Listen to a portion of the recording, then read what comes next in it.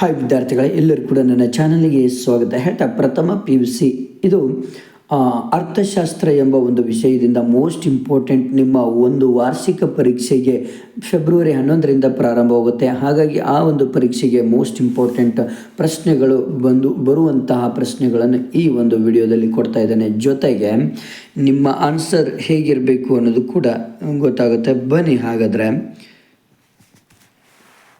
ನೀವು ಉದ್ಯೋಗದಲ್ಲಿದ್ದು ಸಂಭಾವನೆಗಾಗಿ ಕೆಲಸ ಮಾಡುತ್ತಿದ್ದಾರೆ, ನಿಮ್ಮನ್ನು ಹೀಗೆನ್ನುವರು. ಭಾಳ ಇಂಪಾರ್ಟೆಂಟ್ ಇದೊಂದು ಪ್ರಶ್ನೆ ಬರುತ್ತೆ. ನೆಕ್ಸ್ಟು, ಶತಾಂಕಗಳು ವಿತರಣೆಯನ್ನು ಎಷ್ಟು ಸಮಭಾಗಗಳನ್ನಾಗಿ ವಿಭಾಗಿಸುತ್ತದೆ? ಇದೊಂದು ಪ್ರಶ್ನೆ ತುಂಬ ಇಂಪಾರ್ಟೆಂಟ್. ತಪಸ್ ಮಜುಮ್ದಾರ್ ಸಮಿತಿಯ ಶಿಕ್ಷಣಕ್ಕಾಗಿ GDP ಎಷ್ಟರಷ್ಟು ವೆಚ್ಚ ಮಾಡಬೇಕೆಂದು ಅಂದಾಜು ಮಾಡಿದೆ? ಇದೊಂದು.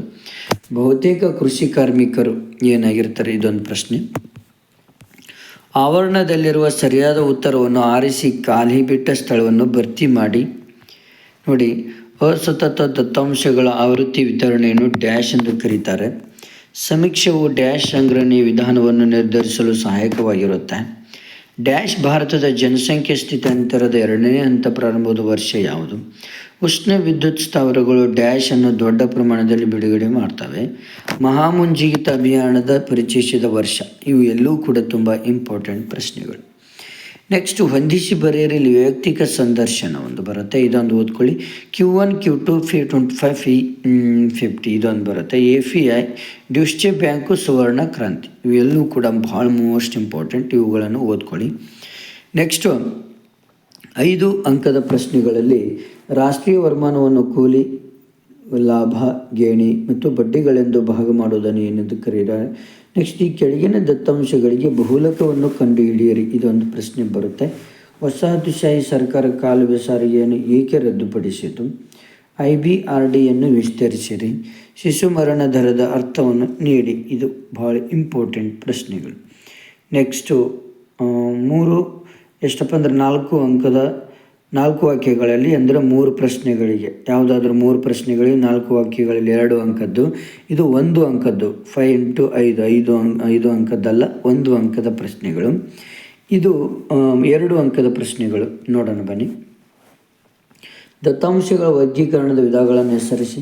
ಮಧ್ಯಬಿಂದುವನ್ನು ಕಂಡುಹಿಡಿಯುವ ಸೂತ್ರ ಯಾವುದು?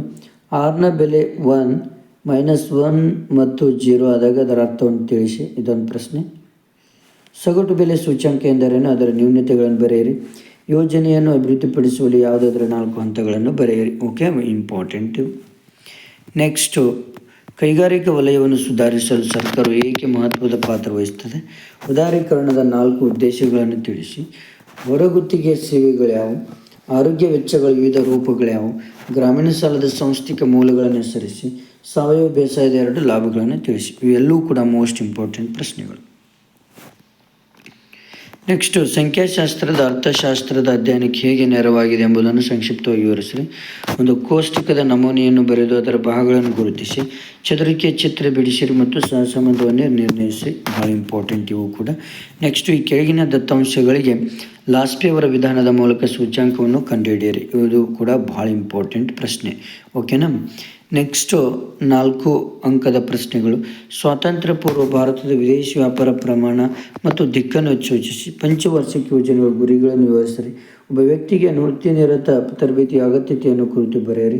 ಗ್ರಾಮೀಣ ಅಭಿವೃದ್ಧಿಯ ಪ್ರಮುಖ ಸಮಸ್ಯೆಗಳನ್ನು ವಿವರಿಸಿರಿ. ಪರಿಸರದ ಸಂಪನ್ಮೂಲಗಳ ಪೂರೈಕೆ ಮತ್ತು ಬೇಡಿಕೆ ತಿರುವು ಮುರುವಾಗಿರುವುದನ್ನು ವಿವರಿಸಿರಿ. ಎಲ್ಲೂ ಕೂಡ ಬರುತ್ತೆ. ಓಕೆ, ಲಾಸ್ಟ್ 6 ಅಂಕದ ಪ್ರಶ್ನೆಗಳಿದು. ಇದು ಮೋಸ್ಟ್ ಇಂಪಾರ್ಟೆಂಟ್. ಸ್ತಂಭ ರೇಖಾಚಿತ್ರ ರಚಿಸಿ. ಒಂದು ವೇಳೆ ಈ ಎಲ್ಲ ಪ್ರಾಬ್ಲಮ್ಸ್ಗಳು ನಿಮಗೆ ಗೊತ್ತಿಲ್ಲ ಆಗಿದ್ದರೆ ಈಗಲೇ ಸಬ್ಸ್ಕ್ರೈಬ್ ಮಾಡಿ. ನನ್ನ ಒಂದು ಚಾನಲಲ್ಲಿ ಎಲ್ಲ ಒಂದು ರೀತಿಯ ಪ್ರಾಬ್ಲಮ್ಸ್ಗಳು ಬಿಡಿಸಿದಂತಹ ವಿಡಿಯೋಸ್ಗಳು ಇದ್ದಾವೆ.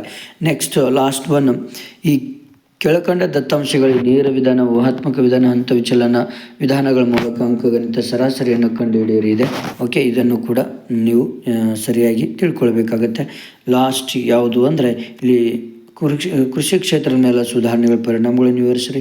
ಭಾರತದಲ್ಲಿ ಉದ್ಯೋಗಾವಕಾಶಗಳನ್ನು ಸೃಷ್ಟಿಸಲು ಸರ್ಕಾರದ ಪಾತ್ರವನ್ನು ಚರ್ಚಿಸಿ. ಇಷ್ಟು ಪ್ರಶ್ನೆಗಳು ಓದಿದರೆ ಸಾಕು, ನೀವು ಆರಾಮಾಗಿ 65 ಮಾರ್ಕ್ಸ್ ತೊಗೊಳ್ಬೋದು ATಗೆ. Okay, thank you friends, thank you.